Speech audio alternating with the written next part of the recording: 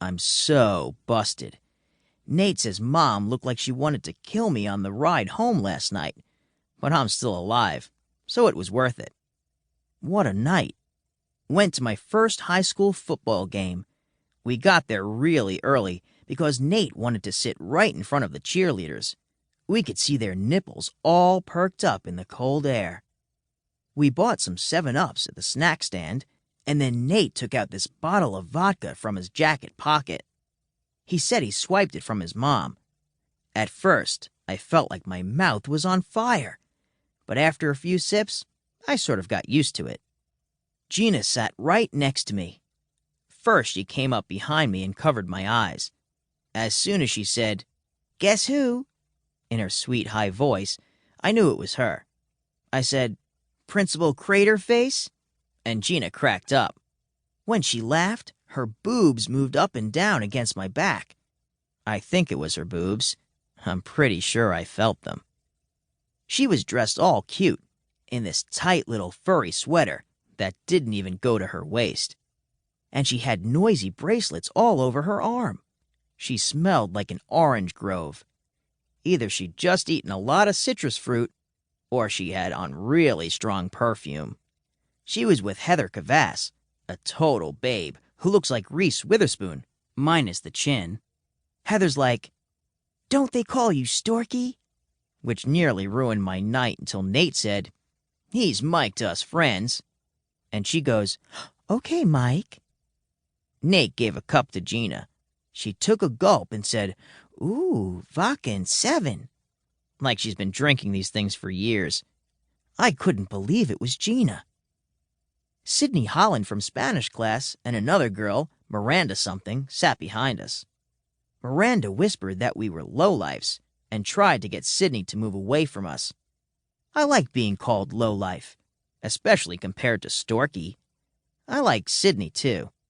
She's still the only 10th grader who ever said hello to me. And she's got those great breasts. Unfortunately, when Nate offered them a swig of vodka, they changed seats. Nate and the girls downed the stuff. I didn't want to look like a wuss, so I drank some too. It put me in a daze. I felt good, real happy, but like a silent, slow motion happy.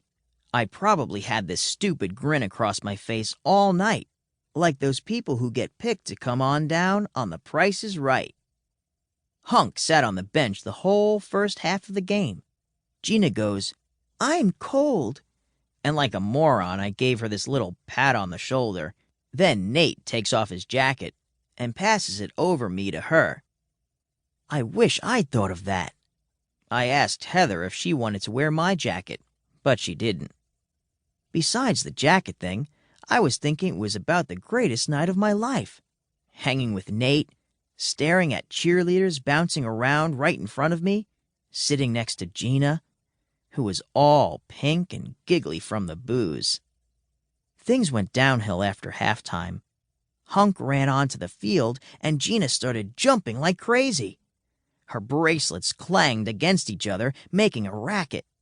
Very first play, the quarterback throws the ball into Hunk's giant monster hands, and he runs with it 40 yards. Gina gave me a headache from screaming so much, and then the girls and Nate started chanting, "Hunk! Hunk! Hunk!" And everyone around us yelled it too. I just sat slumped in my seat, with a jackhammer going off in my head and a blender in my stomach. Hunk's run turned into the team's only touchdown. It didn't really help, since we lost 27-6.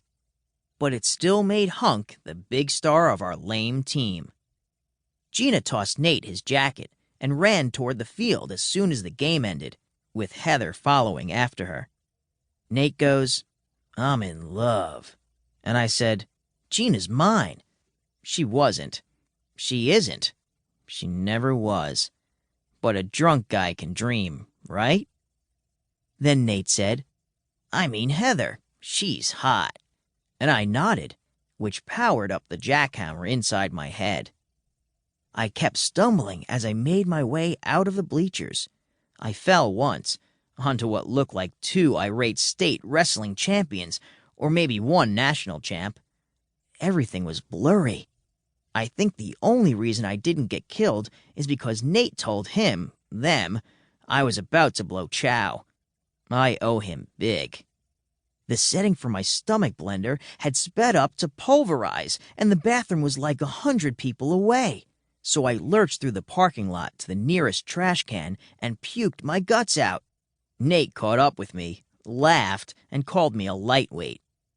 About 30 seconds after that, Sydney Holland appeared. She threw an empty Raisinets box into the trash can, then pinched her nostrils shut and waved off the stench.